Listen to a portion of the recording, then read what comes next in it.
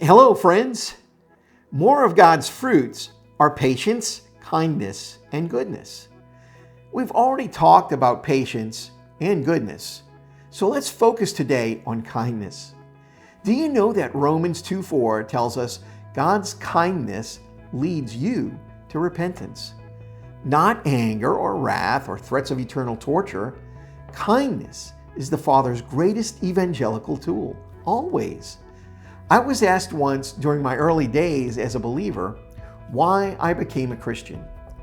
The inquirer was seeking a certain answer that I didn't want to go to hell. I think I surprised him when I gave him my honest answer. You see, I was born again out of atheism. I neither believed in God nor hell when I got saved.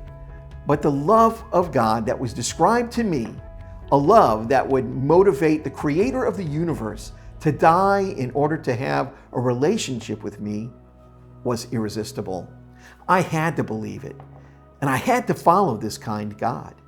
Godspeed, my friends. Have you ever wondered what God is like?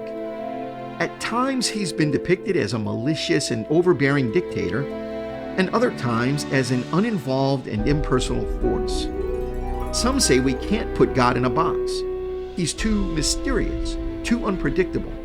Sometimes it seems that the Bible has already placed God in the box of mystery and unpredictability. But if we connect all the dots the Bible presents, we actually can find the box that God fits into. And we might be very surprised when we clearly see the God who fits into that box.